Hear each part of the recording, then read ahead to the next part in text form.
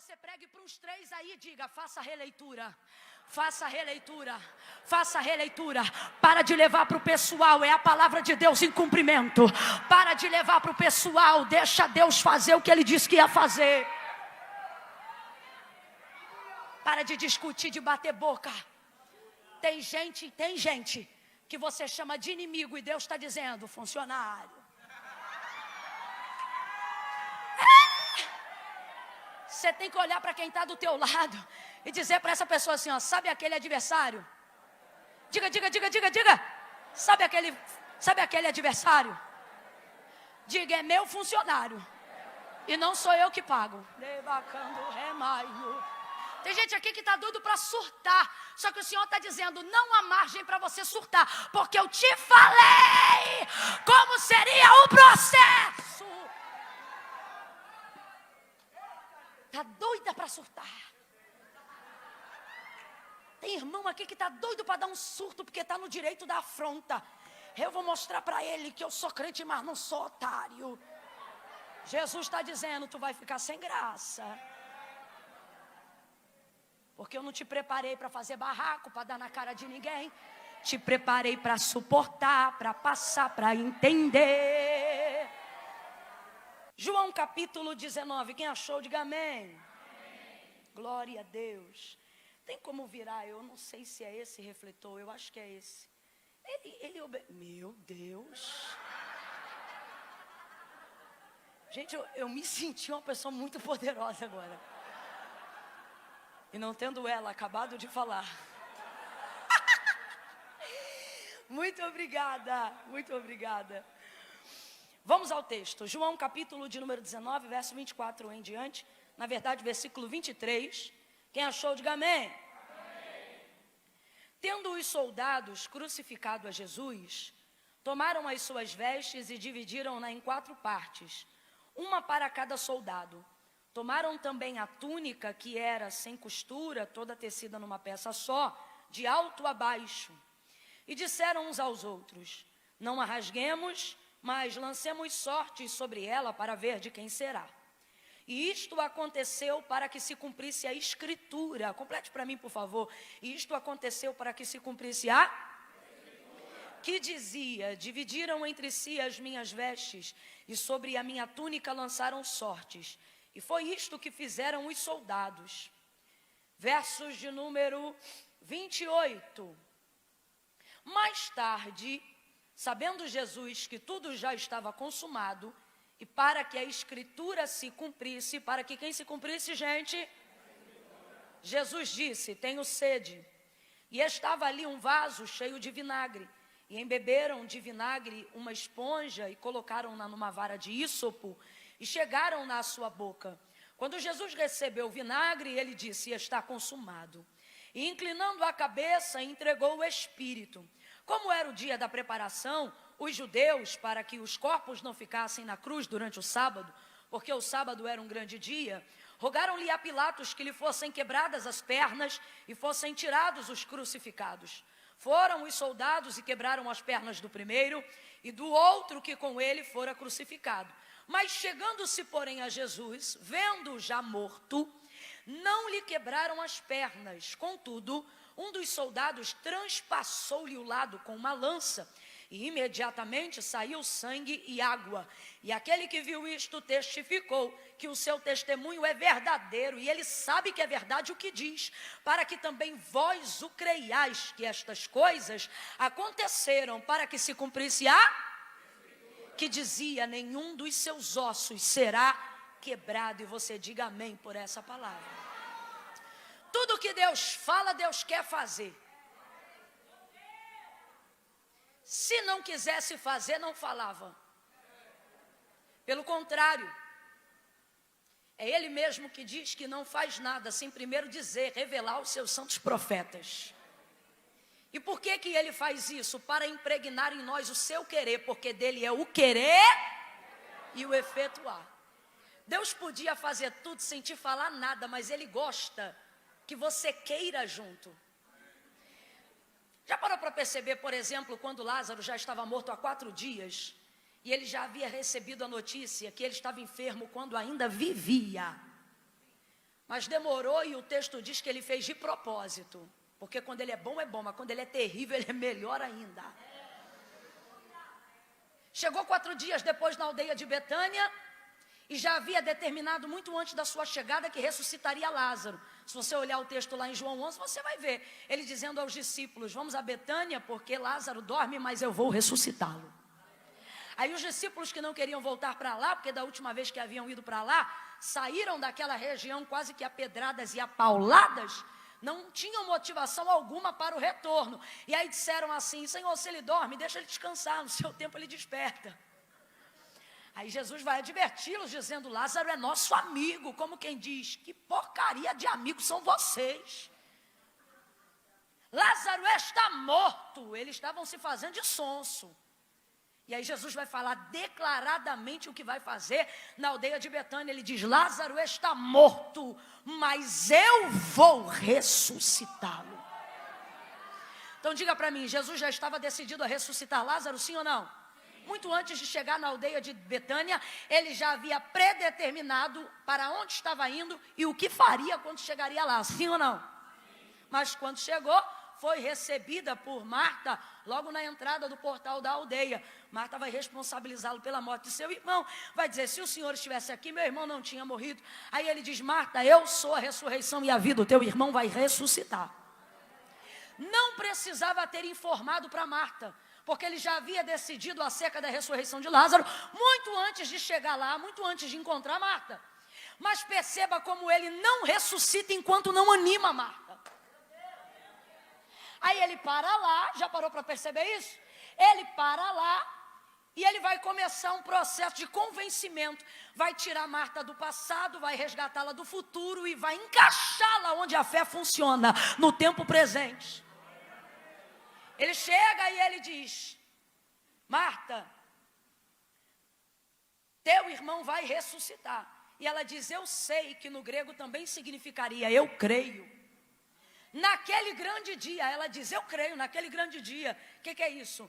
Marta está lá no passado, e do passado ela é transportada para o futuro. Porque quando ela diz: se tu estivesses aqui, ela está dizendo: não adianta mais, tu tinha que ter vindo. Aí ele tira ela do passado e diz assim: teu irmão vai ressuscitar. Ela sai do passado e vai direto para o... Só que Jesus também vai tirar ela de lá. Ele é a única pessoa na história da humanidade que pode conjugar o que quiser em qualquer verbo. O mesmo ontem, hoje. Por exemplo, ele disse para ela: eu sou a ressurreição e a vida. Mas se quisesse, poderia ter dito: eu fui a ressurreição e a vida, baseado no texto que diz que o cordeiro já estava preparado antes da fundação do mundo. Quem está acompanhando, diga amém. Se ele quisesse, como obra comprobatória, poderia anunciar a ressurreição de Lázaro, como Marta creu, no futuro, baseado no Calvário, dizendo: eu serei como evidência do derramamento do sangue, a ressurreição e a vida. Mas não, ele respeita o tempo presente, porque Marta não precisa de nada para ontem, nem de nada para amanhã. Jesus está lá para fazer algo hoje. Aí ele diz o que é para ela? Marta, eu sou. Ele conjuga no tempo presente, porque Jesus nunca vai te visitar para conjugar um tempo que ele não pode te levar, para conjugar um tempo que ele não pode te fazer visitar. Ele diz: Marta, eu sou a ressurreição e a vida. Se credes, verás a glória de Deus. Agora responde para mim: Jesus precisa da fé de Marta para ressuscitar quem ele já tinha determinado que ia levantar dos mortos antes de chegar em Betânia? Mas ele não vai até a porta da sepultura enquanto não a convence. Você está entendendo por que é dele o querer e o efetuar? Dele é também o efetuar. Dele é também o querer, mas enquanto ele não bota em você a querência, ele não efetua. Marta, onde o puseram?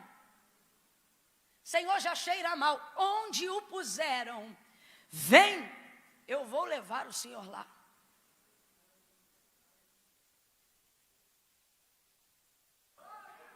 E ele disse: Lázaro, vem para fora. Pediu para removerem a pedra e Lázaro veio.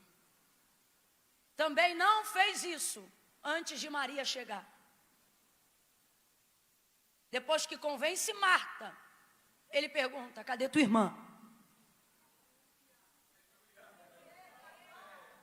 Não vai ressuscitar? Ressuscita logo. Não disse que ia levantar? Levanta logo. Não, eu gosto de colocar em vocês a querência. Eu não sei se você está entendendo, mas olha para alguém aí e diga: tem que ter querência.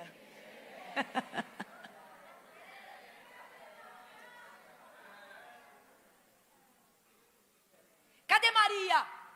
Está chorando, traz ela aqui. Maria fala a mesma coisa que Marta: se tu estivesses aqui, meu irmão não tinha morrido. Ele chora com ela e manda então levar até onde ele está. Só então ressuscita Lázaro. Perceba, ele tem poder e ele já decidiu o que vai fazer. Só que o tempo da execução daquilo que ele quer fazer, muitas vezes como Marta, acreditamos que deveria ter sido antes, ou que então vai ficar para depois, quando ele está chegando, na verdade, nessa noite, dizendo: meu nome é já. Agora veja, eu não quero você protelando para amanhã aquilo que eu estou decidido a fazer hoje. E o que dá o tempo para a determinação e para a execução daquilo que Deus decidiu fazer? A sua palavra libera, a minha fé toma posse, recebe. Quando isso acontece, manifesta-se o kairós de Deus, o tempo de Deus, o momento de Deus executar. Camila, eu não entendi. A palavra, ela é determinante, e a fé são os minutos que apontam a hora certa do ponteiro de Deus. Por isso primeiro vem palavra, depois vem a manifestação de fé. Quando você lê Gênesis 1, por exemplo, você vai ver que não há manifestação de fé para que haja manifestação de mundo. Pelo contrário, o que vai acontecer ali é o que o autor da carta aos Hebreus afirma, quando ele diz: porque céus e terra, tudo que existe e que há, os mundos e tudo que neles foram criados, existem não por prova aparente do que se vê, mas antes foram criados pelo poder da sua palavra. Lá em Gênesis 1, quando disse Deus: haja luz, e houve luz, quem foi que disse amém para aquilo acontecer? Quem foi que disse eu creio? Quem foi que disse tá ligado, Jeová? Então entenda isso, não há manifestação de fé para que haja manifestação do poder de Deus em Gênesis 1. Camilo, o que você está querendo dizer? Eu só estou querendo incutir na sua mentalidade o poder das Escrituras. O poder da palavra que você tem na mão, e que se você colocar na mente e no coração, não há nada, absolutamente nada que você não possa fazer. Colocamos muitas vezes a fé acima da palavra, porque associamos a fé a emoção, a sentimento, a fervor, a momento. É por isso que tem gente que não consegue ter vida devocional, porque não sente de orar, não sente de ler a Bíblia. E isso não tem nada a ver com fé. Porque fé não é sobre o que eu sinto, fé é sobre o que eu... A Bíblia diz: a fé vem pelo... e o ouvir da palavra de Deus. Ezequiel não está sentindo nada no capítulo 37. Quando o Senhor o coloca no meio de um vale cheio de ossos que estavam sequíssimos, esturricados. O que você vai sentir num lugar sozinho? Porque a Bíblia diz que a mão de Deus levou ele lá e o deixou. No meio de um lugar que você nunca foi, numa visão apavorante, aonde você sabe que retrata a realidade de um povo, porque não é sonho de barriga cheia, mas é uma revelação profética de Deus, que conduziu a mão de um homem a um lugar desconhecido, que retrata a realidade de um povo no meio de um breu, cheio de crânio, fêmur e caveira. Olha para a cena, porque não é bonitinho que nem mostram nos livros de história, não. Agora imagina um homem sozinho ali no meio. O que esse homem vai sentir? É só você olhar e você vai ver que não há nenhuma manifestação de fé ou de sentimento positivo acerca do que pode acontecer nesse vale. Vamos falar a verdade como está escrita, vamos pregar como ela está sendo mencionada. Então a voz do Senhor se manifesta a ele. Não há mais mão, mas ainda há voz. Por quê? Porque quando falta mão, quando falta pé, quando falta porta, quando falta chão, só não pode faltar a voz de Deus. Enquanto tu tiver a voz, e enquanto você estiver debaixo de uma palavra, você tem absolutamente tudo o que você precisa, mesmo que olhando ao seu redor você sinta que não tenha nada. Se você tiver de Deus uma palavra, você tem tudo, meu pastor. Se você tiver de Deus uma palavra, você tem tudo, minha irmã. Se você tiver de Deus uma palavra, você tem tudo, homem. Deixou mais a voz, ele ainda ouvia. Filho do homem, poderão viver estes ossos? Vou te falar como é que está o sentimento de Ezequiel. Senhor Deus, Jeová, tu que sabe. O tu sabes aqui é apenas conjugação daquele tempo, mas se eu fosse falar em bom carioquês, tu sabes. O que ele está dizendo? Desse vale eu não sei, nunca tive aqui, ainda não entendi o que eu estou fazendo aqui. Não sei porque o Senhor fez uma dessa comigo. Sobre esse vale eu não sei nada. E preste atenção. Quando você não sabe nada sobre algo, automaticamente você não sente nada positivo sobre esse algo. Por que a gente tem tanto medo de mudança? Porque mudança é desconhecido. Por que o período mais difícil de uma dirigibilidade de um carro é na hora de uma curva? Porque você só segue a linha sem saber o que vai encontrar do outro lado. Tem gente que está aqui como Ezequiel, na curva de uma grande virada, indo para um lugar que ainda não sabe onde é. E o Senhor pergunta, poderá acontecer tal coisa? Você não está vendo nada, não sabe de nada, automaticamente não está sentindo nada. Muitas vezes a não ser medo do desconhecido. Poderão viver esses ossos? Senhor, tu sabes. Ele está dizendo, vale, eu não sei nada. Só que ele não sabe nada sobre tudo, ele só não sabe nada sobre o vale. E como que a gente sabe disso? Quando ele diz, tu sabes, o que ele está dizendo? Do vale eu não sei nada, mas o Senhor eu conheço. Filho do homem, poderão viver esses ossos, Senhor Deus, Jeová, tu sabes. Aí ele diz assim, então, para Ezequiel, então profetiza. E algumas pessoas acham que Ezequiel então começou a profetizar. Mas na verdade, se você ler o texto conforme está escrito, Ezequiel não começa a profetizar de pronto. O Senhor diz, então profetiza. O que é isso? Libera a palavra. Complete aí para mim, por favor. Libera a palavra profética, a palavra que determina, a palavra que muda o rumo. Só que ele não começa a profetizar. Por quê? Ele não sente nada e não está movido por nada, a não ser pela voz, pela palavra. Então o Senhor diz, profetiza. E não aparece no texto, e profetizei como me deu ordem. Não. Primeiro aparece o Senhor dizendo, diga-lhe assim, filho do homem, vento dos quatro cantos, ouçam a palavra do Senhor. Aí ele diz, então profetizei como se me deu ordem. E ele repetia, vento dos quatro cantos, sopra sobre este vale. E aí o Senhor continuava, e ele dizia, sopra sobre este vale, e diga-lhe assim, ossos secos, ouvi a palavra do Senhor. E Ezequiel repetia. Completa para mim, por favor, Ezequiel, foi a profecia sem mais sentimento gerada na Bíblia. Foi a profecia sem nenhuma motivação de fé sensorial na Bíblia. O que está acontecendo aqui? Apenas a reprodução e a repetição de uma palavra. Como uma mãe faz com o filho, como um pai ensina a uma filha. Ele só está repetindo aquilo que ele está... Diga para mim, ele está sentindo alguma coisa? Absolutamente nada, mas em obediência. Porque fé que não obedece não é fé, é falácia. Ele em obediência vai continuar repetindo o que ele está mandando. E ele vai dizendo, ouve a palavra do Senhor. E o texto diz que enquanto eu profetizava, como ele me dava ordem, um barulho começou a acontecer no meio do vale. É ali que quem não estava sentindo nada começa a sentir alguma coisa. Por isso que quando os outros chegam para mim e dizem assim: Camila, eu queria ter vida de oração, mas eu não tenho vontade de orar. Eu digo: ore sem vontade. Porque você ora sem vontade e a vontade vai vindo enquanto você ora. Quando foi que Ezequiel começou a sentir alguma coisa? Quando aquilo começou a fazer sentido. O barulho, o mover, cada osso se juntando ao seu osso. E então, obviamente, eu acredito que a sua motivação de profecia foi começando a ficar diferente. Mas isso não é sobre a motivação de Ezequiel. Isso é sobre o poder da... Sobre o poder da...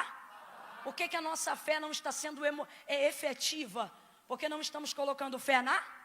Estamos colocando palavra na fé. Volta para Gênesis 1 e eu prometo voltar para João 19.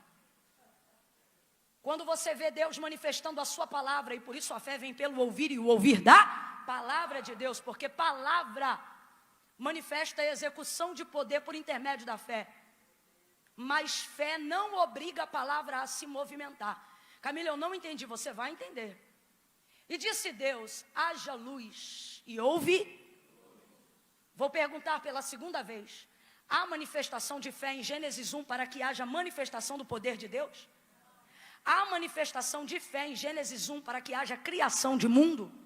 Não, não há. A única coisa que há é manifestação de... É manifestação de... Então, como disse o autor da carta aos Hebreus, nós concordamos e nos submetemos a essa palavra. Tudo que existe e há não foi feito por prova aparente do que se vê, mas foram criados pelo poder da sua palavra. Então, Camila, para que a fé? E aonde ocupa o exercício da fé da minha vida? Em absolutamente tudo. Jesus deixou isso muito claro. A palavra de Deus fala isso com muita clareza. O meu justo viverá da fé. Agora, fé inteligente é fé que obedece à palavra. Então, automaticamente, preste atenção. Fé jamais, fé efetiva, fé inteligente, fé que executa milagre. Não é sobre o que eu sinto, é sobre o que eu sei. Sei aonde? Assim como Ezequiel, mesmo quando eu não sinto, eu libero. Mesmo quando eu não sinto, eu profetizo. Mesmo quando eu não sinto, eu obedeço. Porque a fé não é sobre o que eu sinto, é sobre a minha capacidade de obedecer aquilo que eu sei na palavra. Camila, então o que é a fé? A fé é exatamente o cartão de saque daquilo que você deposita em palavra. Você quer ver? Nós chegamos aqui à conclusão. Deus então não fez uso de fé para manifestar seu poder em Gênesis 1, correto? Correto? Tem gente que ainda está na dúvida, está com medo. Me mostra lá então, filho, você que está com medo. Aonde tem manifestação de fé em Gênesis 1? E disse Deus: haja luz, e houve. Quem disse amém? Quem disse eu creio? Aonde Deus está esperando expectativa de fé de alguém para executar a sua palavra? De absolutamente nada, ninguém em lugar nenhum. Rapaz, o que eu estou te falando é tão sério, é tão sério, é tão sério, que o texto diz que no princípio a terra era sem forma e vazia. O Espírito de Deus, o Espírito de... se movia sobre a face das águas ou sobre a face do abismo. Não é o espírito de Satanás, não é o espírito das trevas. Quem estava em movimento era o espírito de... Mas enquanto ele se move, ele não faz, porque mover sem palavra não executa. Deus já está lá, não está parado, está se mas não aconteceu. Deus está se movendo, mas não realizou. Deus está se movendo, mas ainda não criou. Verso 3, e disse. É quando ele começa a falar. Libera a palavra, meu irmão. Libera a palavra, meu irmão. Não fala do que você sente, fala do que a palavra diz. Quando ele começa a falar e disse Deus, aí tudo começa a acontecer. Pelo poder da sua... Então não me irrita não, eu vou perguntar a terceira vez. A manifestação de fé em Gênesis 1, para que haja criação de mundo. O que há é manifestação de palavra. E foi suficiente, sim ou não? Sim ou não? Porque é viva, eficaz, mais penetrante do que qualquer espada de 2 gumes, que penetra até a divisão da alma e do espírito, juntas e medula, e é apta para discernir os pensamentos e as intenções do coração. Se o Senhor o determinou, quem pois o invalidará? Por isso dizia Davi: eu ando seguro. Por que, Davi? Porque lâmpada para os meus pés e luz para o meu caminho é a sua palavra. E como é que se santifica Davi? Observando conforme a sua palavra. Por isso Jesus dizia, João reproduziu: santifica-os na verdade, a tua palavra é a verdade. Lucas capítulo 5, Pedro disse: havendo trabalhado toda a noite, nada apanhamos, mas sobre a tua palavra nós lançaremos a rede. Satanás usa um monte de texto para tentar dissuadir a Cristo no deserto, mas Jesus em ultimato vai responder a ele dizendo: mas nem só de pão viverá o homem, mas de toda a palavra que sai da boca de Deus. Você está debaixo de uma palavra, meu irmão. Você está debaixo de uma palavra, minha irmã. Comece a caminhar. Comece a organizar os planos da sua semana. Comece a organizar o seu mês. Comece a organizar o ano de 2022. Não de acordo com o que passa no Jornal Nacional, mas de acordo com o que o jornal da sua vida determinou. Oh, meu Deus do céu! Palavra. Camille, então a minha fé não é para dar para Deus o poder dele fazer nada. Por que não está acontecendo nada? Porque você fica achando que Deus depende da tua fé para ter poder de fazer o que ele falou.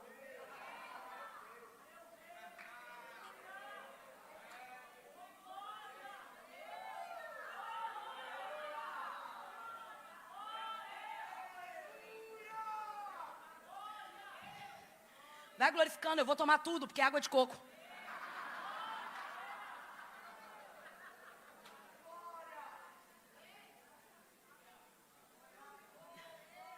A maioria das pessoas que está aqui tem palavra, mas está colocando a fé em cima da palavra.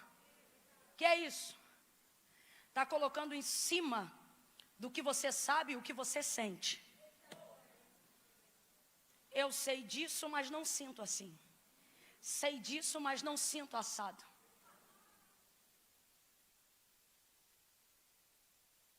Agora você vê, desculpa, mas eu vou falar. Isso aqui é decreto. Isso aqui é tão poderoso que qualquer homem que quer corromper a sociedade, sabendo o poder disso daqui, uma das coisas primeiras que eles visam atacar na área do conhecimento é a Bíblia. Os 5 países mais fortes de primeiro mundo, todos eles passaram pela reforma protestante. Você acha que é coincidência uma mudança radical de avivamento na sociedade, na economia, na sabedoria, no conhecimento? Hoje eles estão frios, mas o que aconteceu não pode ser mudado. É uma realidade que não pode ser retirada. Todos os países que manifestaram a maior revolução da reforma protestante são países de primeiro mundo. Viveram sobre o impacto desse decreto e dessa palavra.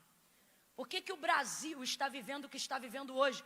Porque estamos lutando pelos nossos princípios, pelos princípios da palavra de Deus, por aquilo que acreditamos. Quando Hitler começou a fazer o que ele achava que seria uma raça ariana e arrebentou com tudo que era hebreu, polonês e semelhantes, uma das primeiras coisas que ele procurou fazer foi acabar com toda a cultura secular, incluindo o livro da capa preta, assim chamado na época, a nossa Bíblia. Porque essa palavra que é desprezada por alguns é temida por muitos.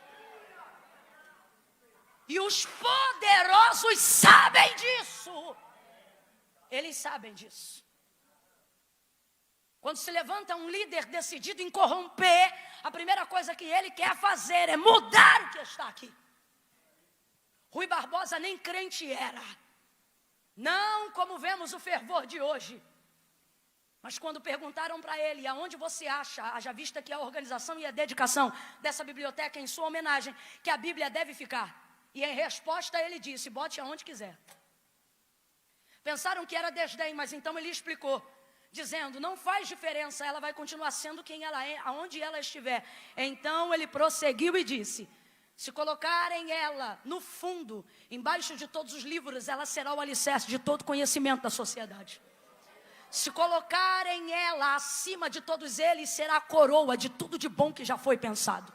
E se colocar ela no meio, ela será o centro da vida do homem, enquanto a humanidade existir.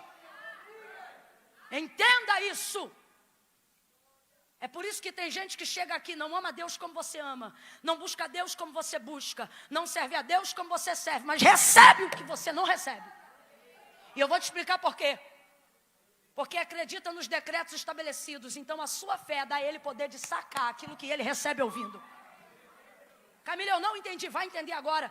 Tem gente que chega em cultos nossos de campanha, de adoração, de busca, de milagre, votos, propósitos. Eu não sei, mas eu já conheci muita gente que não é crente, mas é ofertante e é dizimista, porque acredita nos decretos.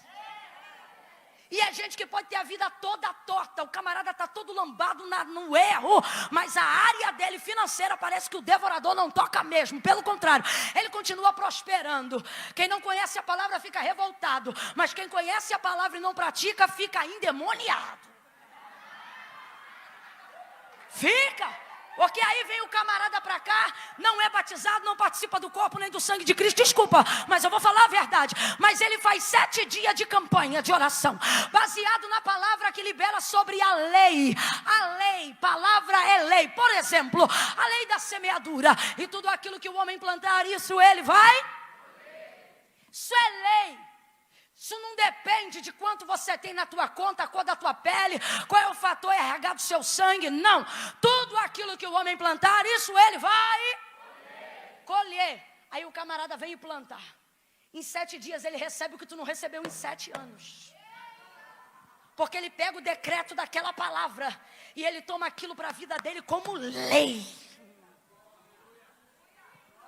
E aí, Camila? E aí que a fé dele saca. Por que saca? Porque Deus não depende da minha fé para fazer nada. E porque ainda assim eu creio, Camila? Porque a minha fé não dá para Deus o poder de fazer nada. Mas eu creio porque ela me dá o poder de receber aquilo que Deus já fez. Então presta atenção. Eu não creio para Deus ter poder de fazer. Eu creio para eu ter poder de... Entendeu? O Senhor está dizendo, sua fé não dá para mim poder de fazer, sua fé te dá poder de receber o que já está pronto, porque já está liberado, filho. E eu posso provar, eu não, o Espírito Santo. Marcos capítulo de número 5, dizia uma mulher, 12 anos, hemorrágica, consigo mesmo ela falava, se tão somente eu, se tão somente eu, se tão somente eu. Sabe o que ela está dizendo? Eu vou lá e vou pegar o que eu quero. Rapaz, essa mulher buga a nossa mente. Ela foi lá, pegou o que queria sem pedir, não foi roubo. Ih, despertador tocou.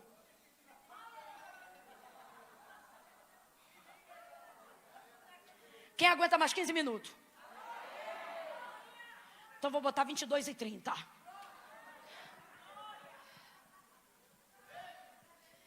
Se tão somente eu tocar na orla das suas vestes, eu serei curada. Quem lembra? Quantos anos ela estava hemorrágica? Quantos anos? 12 anos hemorrágica. Ela vai resolver em 12 segundos. Se tão somente eu tocar na orla das suas vestes, eu serei curada. Por que ela vai fazer isso? O texto diz, porque ela ouvia falar de Jesus. Então ela ouvia porque ele é o verbo. Porque ouvia falar de Jesus. Diante do que ela ouviu, independente do que ela sentia, ela repetia. Se tão somente eu tocar na orla das suas vestes, eu serei curada. Se tão somente eu tocar na orla das suas vestes, eu serei curada. Ela sai de casa, no meio de uma multidão que aperta Jesus, mas não recebe nada. Ela vai inaugurar pela primeira vez um método de fé que nunca antes dela foi aplicado. Porque qual era o método de fé utilizado? E todos quanto ele tocar, estes são curados. Por que Jairo foi atrás de Jesus dizendo: rogo-te que venhas na minha casa e imponha a mão sobre a minha filha para que sare e viva? Porque qual era a palavra que era lançada nos ouvidos das pessoas acerca dos milagres que ele fazia? Todos quanto ele tocava, estes eram curados. Então, na cabeça das pessoas, olha a medida da fé. A medida da fé é provocado pela medida da palavra. Qual era a palavra compartilhada acerca do testemunho de Cristo? Era esse aqui, ó. Aonde ele toca, todos quanto ele toca, estes são curados. Então, eles acreditavam que só podia ser curado quem por ele fosse. Ele só podia ser curado quem por ele fosse. Só que a mulher está na lei mosaica. Ela não pode por ele ser tocada, porque ela é imunda. A desvantagem dela vai fazer ela inaugurar. Você diz assim: Deus, por que com todo mundo é de um jeito e comigo é diferente? Deus está dizendo: porque eu te chamei para abrir ciclo. Eu te chamei para inaugurar a temporada.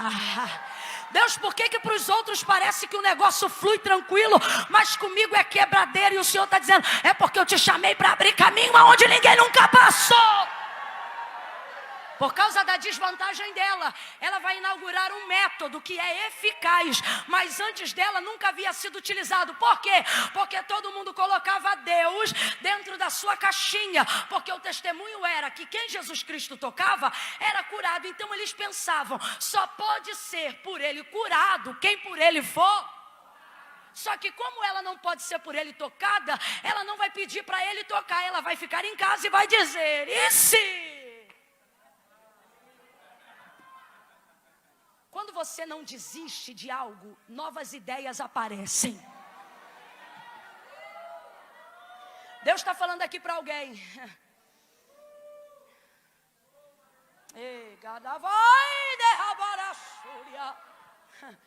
Estou estreitando para o teu lado. Não é porque quero te ver morrer, é porque quero ver brotar novas ideias. Sai ela de casa, se tão somente eu tocar na orla das suas vestes, eu serei curado. Irmão, a mulher foi na desvantagem, por detrás, rompeu no meio da multidão que o apertava, nem nele esbarrou, só na sua veste, na orla. Tocou na orla dos seus vestidos e o texto diz que na hora, é essa fé que Jesus quer em nós. Na hora. Quando alguém profetizar algo para você, não fica só: eu creio, não. Diga: é agora!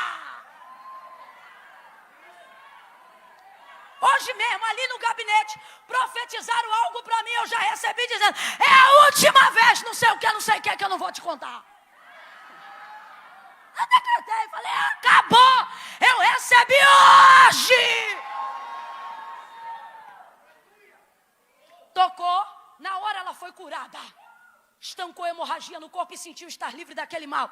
Irmão, essa mulher é tão arretada, eu acho que ela era nordestina.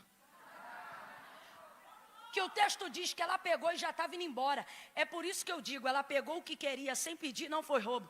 Ela disse: Jesus me cura? Olha o texto. Ela disse: Jesus me cura? Ela disse: Jesus me sara? Irmã, se liga nisso aqui, meu irmão. Mulher saiu de casa, falou: vou lá, vou pegar. E não vou nem dar tchau. Não, se você for usar uma expressão, linguagem de padaria, ela foi lá. Pegou e já está vazando. É Jesus que diz: para a caravana, alguém me tocou. Mestre, a multidão te aperta, te oprime, e tu dizes: alguém me tocou, alguém me tocou. E virava-se para trás, para ver artigo definido, que isto fizeram. Então ele sabe quem tocou nele, sim ou não? Sabe quem tocou nele, sim ou não? Mas ele vai dar para ela uma chance de confessar. Porque quando ela toca nele, ela tira dele o que ele precisa. Mas quando ele toca nela, ele coloca nela o que ela precisa e não sabia. Porque quando ele vira-se para trás e procura ela temendo e atônita diz: fui eu, Senhor. Se sou eu, já dizendo: vacilona. Nem oi ia me dar, nem tchau. É claro que eu estou brincando, a condição dela era de imunda, por isso ela vai sair tão apressadamente. Ela não quer criar nenhum problema, nenhum constrangimento, principalmente para ele. Porque quem quer se limpar não faz isso sujando ninguém. Por isso ela vai saindo tão apressadamente. Mas Jesus resgata ela. Ela confessa. Mas para pensar. Para pensar. Ela não pediu ele para ser curada. Todas as vezes que eu estou nesse texto e percebo qual é a medida da fé, eu digo, Deus, por que a mulher resolveu em 12 segundos um problema que ela tinha em 12 anos quando te encontrou? E a gente está andando contigo quase que uma vida e não consegue resolver. Pelo contrário, o Senhor chega para fazer em 12 segundos e a gente agenda para daqui a 12 anos. Eu disse, Senhor, por que isto acontece? E ele disse assim, porque são vocês que gastam tempo pedindo autorização para usar o que eu já dei. São vocês que fazem isso, ela não fez isso. Ela entendeu que se ele fazia, se ele era, se ele tinha, ela só precisava usar a sua fé para sacar aquilo que ele já tinha. Então, a minha fé não dá a Deus o poder dele fazer nada por mim. Mas eu creio, porque a minha fé agrada ao Senhor. Porque ela me dá a capacidade de receber aquilo que ele vai fazer, Camila, não aquilo que já está feito, porque pela palavra de Deus, irmãos, tudo o que queremos, desejamos, vivemos e Deus nos prometeu, já está feito. Então é a fé que me dá essa capacidade de receber. Agora, quando é que isso acontece de maneira efetiva, como aconteceu nesses diversos exemplos que relatamos aqui agora? Quando eu compreendo debaixo de que palavra eu estou. Debaixo de que palavra você está? Camila, e o que João 19 tem a ver com isso? Absolutamente tudo. Absolutamente tudo. A cena aqui é de dor. Completa aí para a gente encerrar junto. A cena aqui é de dor, angústia, agonia, desespero, sentença de morte. Eu não quero que você imagine o Calvário agora como aquele lugar cenográfico que fazemos na Páscoa, no Natal. Não. Natal é nascimento. Mas como aquele lugar do teatro da igreja, numa visão romantizada, envolvida por uma atmosfera de fé e de gente que já sabe que houve crucificação, mas ao terceiro dia também houve? Não, imagine agora o contexto de João, vendo o herói da sua vida morrer, sem saber ou não lembrar que ao terceiro dia, ele vai ressuscitar. É uma angústia absurda. Aqueles que pareciam formar a cúpula do maior ministério que já existiu na história, estão dispersos. O traidor em breve vai se matar. O que parecia ser líder está desviado e por 3 vezes disse, não conheço, nunca vi, não sei quem é. A mãe que viveu 33 anos para ver o Filho de Deus que ela cuidou, agora está pendurado no madeiro. E o próprio pai que o enviou o abandona, porque não pode estar com ele pela multidão de seus pecados. É a hora de pagar o preço da humanidade. O dia se fez como noite. O véu do templo rasgou, ou melhor, foi rasgado do alto a baixo. Há uma angústia na atmosfera. Paira um terror e um assombro no ar. O que um dia pareceu certo, agora é totalmente inconstante e circunstancial. E não se sabe mais se ele é realmente quem dizia ser. Aqueles que venderam as empresas e largaram tudo para ir atrás dele, de repente vence, abandonados, dispersos. E o único que sobra no Monte do Gólgota está diante de uma caveira. Não é tão romântico quanto parece quando você não sabe o fim da história. Há um desespero, um pranto, uma dor. João resiste até o final. E absolutamente tudo de ruim poderia acontecer naquele momento. Mas o que salva aquele momento, para que João escreva o episódio do Calvário como nenhum outro, porque só ele foi testemunha ocular entre eles do que aconteceu em tempo presente. O que salva a mentalidade de João, a sanidade de João e o propósito do ministério de João é lembrar-se que, na verdade, o que está acontecendo diante dele não é um filme de terror. Na verdade, juntando os fatos, eu estou me lembrando Porque todo judeu, desde os 7 anos de idade, já tem de cor os textos messiânicos na cabeça. Então, como ele está vendo uma cena de terror, o pior momento da sua vida, da sua história, aquele a qual Jesus amava, um homem que tem coragem de ir descansar a sua cabeça no peito de um outro tão barbudo quanto ele, mas porque o seu olhar é tenro e misericordioso, ele agora está ali desesperado. Mas por que nem tudo é morte? Porque de repente ele vê veste, de repente ele vê alguém rasgando, de repente ele vê alguém lançando sorte, de repente ele vê algoz. Se ele estivesse debaixo do que sente, vai sentir agora depressão, vai sentir agora trauma para a vida inteira, vai sentir agora agonia, vai sentir agora pranto, e o fundo musical é a gemessão e gritaria da dor de Maria. Mas enquanto ele está diante daquilo, e o inferno está dizendo, Satanás e seus demônios, espíritos da malignidade que habitam nas regiões geográficas na terra, não apenas principados e potestades, mas aqueles que estão aqui para influenciar a sua razão, seu pensamento, seu nível de tentação, estão ao redor do Calvário agora dizendo, se mata Maria, acaba com tudo, João, volta a pescar, vai fazer alguma coisa, dá cabo na tua vida, o futuro morreu. Mas de repente ele olha e ele começa a entender, e ele só se lembra do que sabe, porque o Espírito não te lembra do que você não sabe. Ele começa a olhar, e ao invés de ver só depressão e dor, de repente vem em sua cabeça, eu já vi isso em algum lugar, eu já vi isso em algum lugar, eu já vi aonde, João? É o que está escrito pela boca do profeta Isaías, ele seria moído e pisado pelas nossas transgressões, mas o castigo que nos traz a paz está sobre ele. Está morto, mas ainda é meu Cristo. Está morto, mas ainda é meu Deus. Está golpeado, mas a história ainda está de pé.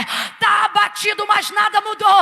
Abatidos, mas não destruídos. Como disse o apóstolo Paulo, vai se cumprir tudo quando você está debaixo de uma palavra. Você tem a capacidade que João teve. Qual, Camila? Pegar um cenário que veio para te arrebentar. E ao invés de ver o que todo mundo está vendo no mesmo lugar, você consegue olhar para o mesmo lugar e ver algo que ninguém está vendo, a não ser quem está debaixo da mesma palavra. Vamos trocar a escritura por palavra? O texto diz assim, e estas coisas aconteceram. Que coisas? Tudo. A cusparada, o sangue, o açoite, a coroa de espinho, a canada na cabeça, a cruz, o cravo na mão, o cravo no pé, os algozes, tudo. E estas coisas aconteceram para que se cumprisse a... Bora. E estas coisas aconteceram para que se cumprisse a... João só vai fazer essa leitura porque ele sabe o que estava escrito pelo profeta Isaías. Ah, gente.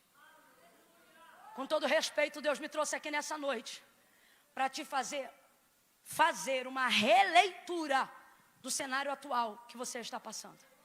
E vai começar agora, 2 pontos e eu encerro. Primeiro, João diz assim, soldados lançaram sorte, quiseram rasgar sua túnica. Fizeram assim em 4 partes. Aí ele diz assim, isto fizeram os soldados. Olha o que ele diz. Isto fizeram os... Então eu vou te perguntar, quem fez isso? Quem fez isso? Mas no mesmo versículo João diz, para que a palavra se cumprisse. Então eu vou te perguntar de novo, quem fez isso? Quem fez isso? E quem cumpriu essa palavra? Quando você faz uma releitura, o inimigo vira funcionário.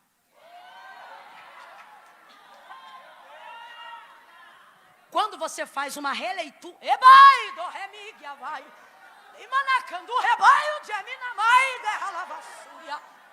Deus trouxe gente aqui nessa noite para dizer, está discutindo no WhatsApp porque não está se lembrando qual foi a palavra que eu liberei sobre a tua casa.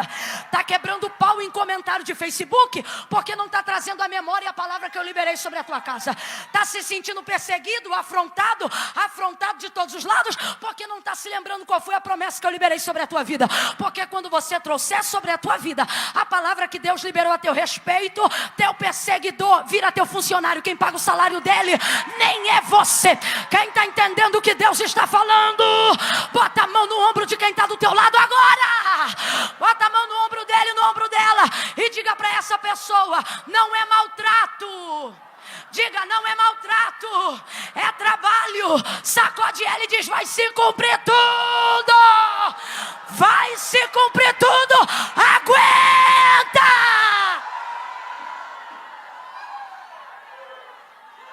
Menina, tu precisa ver o que fulano falou de ti. O que fulana falou de ti?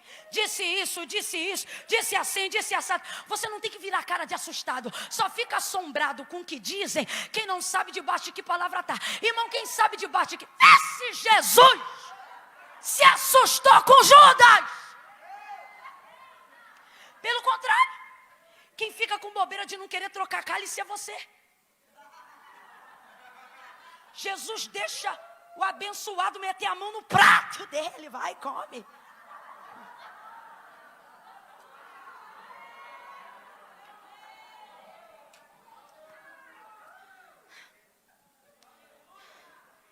Jesus tranquilão.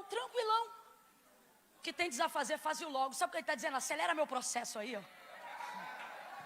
Ao invés de tu falar para o teu perseguidor: fala para ele, ó, vai mais, fala mais. Bota para quebrar, meu filho, acelera meu processo aí.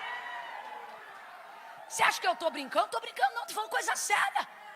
Ó Jesus dizendo: guarda as espadas, não quero problema nenhum, vai para o Getsemane orar. Com ele vai os discípulos. Jesus acabou de dar uma palavra para Pedro, mas Pedro é terrível, Pedro é terrível.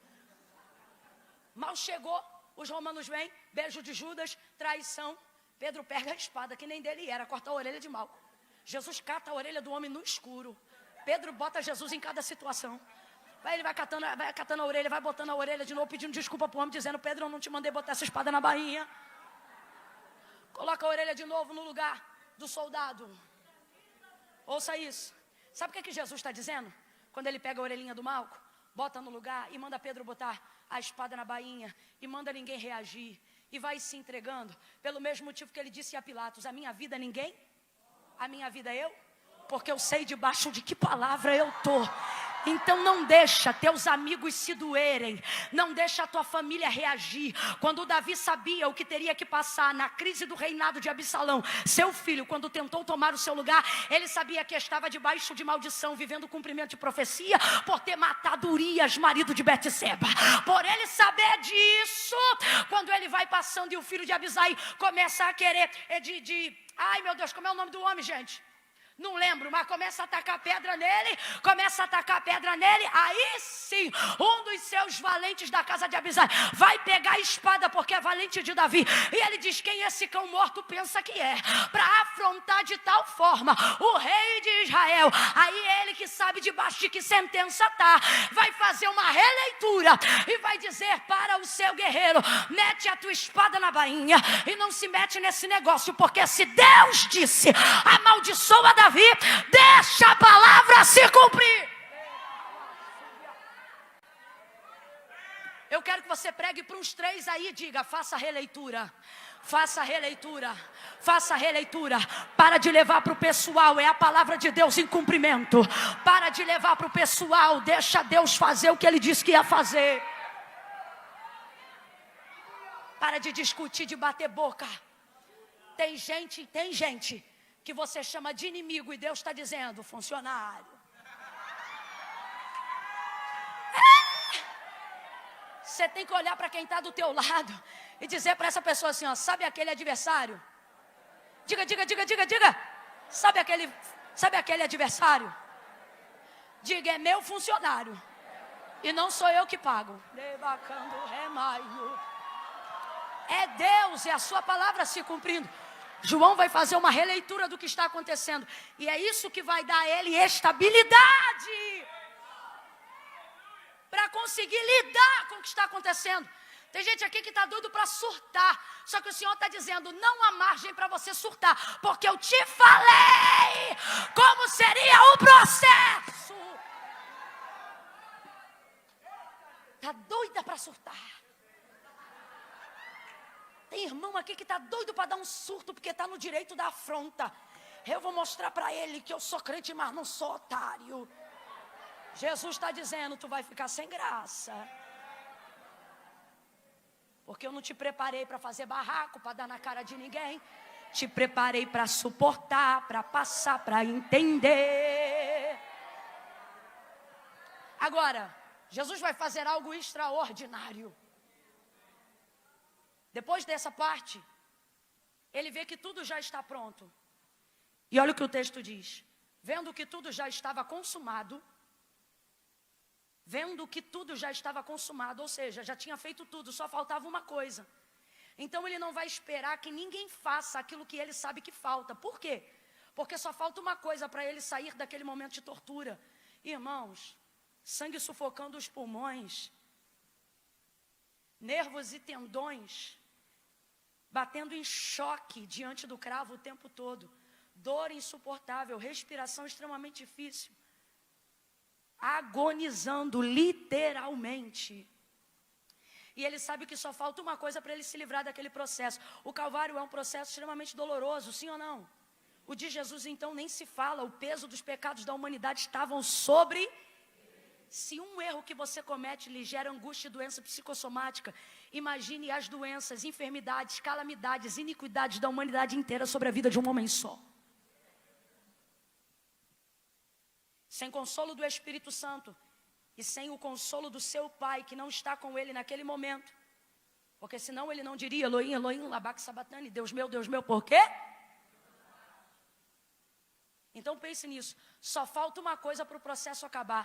Eu quero que você pregue aí junto comigo para a gente encerrar nesse tópico e dizer assim, só falta uma coisa para o processo acabar. Agora olha que coisa maravilhosa. Quando o processo deu continuidade, Jesus usou uma série de pessoas, ou Deus manifestou a sua palavra numa série de pessoas. Pessoas boas como José de Arimateia, Nicodemos, pessoas ruins como os soldados, porque quando Deus quer fazer cumprir, Ele usa tudo ao seu favor, os bons e os maus. Por isso que todas as coisas cooperam para o bem. Escute isso. Só que vendo ele que quem tinha que ser usado já foi e o que tinha para acontecer já aconteceu, podendo se livrar, chegar a hora de ser literalmente livre daquele momento de agonia e de dor, o texto vai dizer, vendo ele, você tem que estar atento, vendo ele que tudo já estava consumado, só faltava uma coisa para ser livre. Então ele diz, para que se cumprisse a palavra, a escritura, ele disse, tenho sede. Tenho sede. Ele não disse me dá água, ele disse, porque se você está diante do inimigo e conhece a palavra, responda para mim com inteligência. Se até João lembrou-se da palavra, a própria palavra não lembraria do que diz acerca de si própria? Então diga para mim, ele sabia que ia beber vinagre, sim ou não? Ele sabia que ia beber vinagre, sim ou não? Mas não deixou de cumprir porém, ao invés de dizer, me dá água, disse, porque não fez isso baseado na sua necessidade. Responda para mim com inteligência. Para alguém que passou o que ele passou e está em processo de dor, há quase um fechamento de ciclo maior do que 24 horas, seria ruim beber um pouco de água? Qualquer pessoa no lugar dele, ainda que fizesse mal, gostaria de ter um pouco de água? Então, responda com inteligência. Há em Jesus vontade de beber água? Como em qualquer ser humano sujeito às necessidades de um homem? Sim ou não, gente? Só que ele sabe que para terminar o processo só falta beber um pouco de... Então, ao invés de dizer, quero água, não vai manifestar sua necessidade, ainda que talvez ela exista. Vai manifestar a necessidade de cumprir a palavra. Então, ao invés de dizer, me dá água, vai dizer, tenho... Porque sabe que no lugar de água vão lhe dar vinagre. Então Jesus vai fazer algo que todo aquele aqui, que nessa noite entender debaixo de qual palavra está, vai ganhar também junto com ela autonomia para acelerar os próprios processos. O que vai libertar Jesus do Calvário é muito interessante. Não é a cruz, não é a canada na cabeça, não é a lança na lateral. O que vai livrar Jesus daquilo que ele está vivendo naquele dia é algo que não passava por ninguém, a não ser por Ele mesmo. Jesus está dizendo, o que fecha esse ciclo de dor na tua vida, e se eu te disser que isso não passa por ninguém, isso é contigo. Quando pegam o vinagre e dão em sua boca, Ele diz, está. E tendo dito isso, entregou o seu espírito. O que é isso? Foi livre. Completa para mim, ele foi? Ele foi? O processo que fecha o ciclo do Calvário na vida de Cristo passou pela vida de muitas pessoas, mas o que fez fechar o processo não passava por ninguém, a não ser por Ele mesmo. Deus te trouxe hoje aqui para dizer, e se eu te disser que você já passou o que tinha para passar, mas não fecha o ciclo, porque você não faz o que tem que fazer? Porque o que encerra o ciclo que precisa ser fechado na sua vida, não passa por ninguém, a não ser por você mesmo, é você que fecha. Mas eu vou te dizer, literalmente, por que você não fecha? Porque a gente suporta passar o muito, mas não aguenta passar o pouco. Porque o muito bate na carne, mas o pouco fere a honra. Imagina você pedir e dizer que tem sede, sabendo que o teu inimigo vai te dar vinagre, e mesmo assim querer beber. Isso não é sobre necessidade, isso é sobre honradez, hombridade, compromisso, cumprimento. É ser ferido na dignidade, no orgulho. Camila, eu não entendi. Vai entender porque eu vou falar rasgado agora. Minha avó, ela sempre dizia, o que é um ralado para quem já está quebrado? Você sabe que o ditado original não é assim, mas eu não vou falar o ditado original. Mas vamos imaginar a cena. Imagine uma perna com fratura exposta. Está doendo muito, sim ou não? O que é um ralado em cima da perna que está fraturada? Só que o Senhor está dizendo, na sua vida é assim. Você aguenta os processos severos, mas aqueles que são superficiais, mas que têm ligação com a sua honra e com o seu orgulho, você não aguenta. Tem ciclo na tua vida que não fechou, não porque você não foi forte para não viver o que você viveu, mas porque você não é forte para deixar teu orgulho ser ferido. Vou falar mais rasgado ainda. Tem gente aqui que já foi humilhado, traído, abandonado, passou fome, mas se é para pedir perdão para o ofensor, ele diz, eu morro de fome. E Deus está dizendo, você pode encerrar esse ciclo hoje, se você entender que não é por Ele nem por ninguém, é para se cumprir a palavra. Fica de pé do teu lugar em nome de Jesus.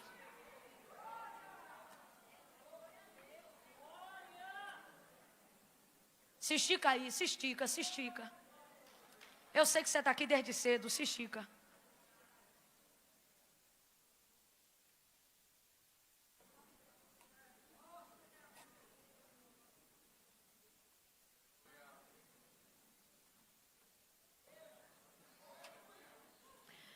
Seja profeta na vida de alguém, como Ezequiel foi para Israel.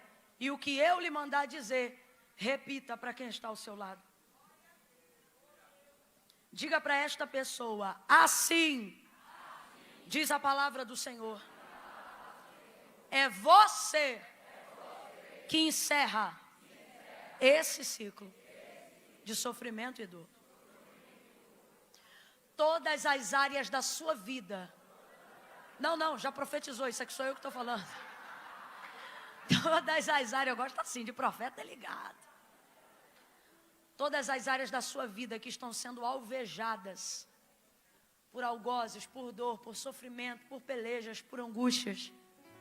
O Senhor está dizendo, eu já usei, já passei pela vida de muita gente, seja para te abençoar, seja para te ferir, quando essas feridas tinham propósito, porque feridas têm propósito. Irmãos, a alegria é muito bom, mas a gente só aprende na escola do sofrimento. Deus está dizendo, há um ciclo na sua vida que se encerra antes deste mês terminar. E eu sei que já estamos falando de dia 23 de abril, 24 de abril, correto?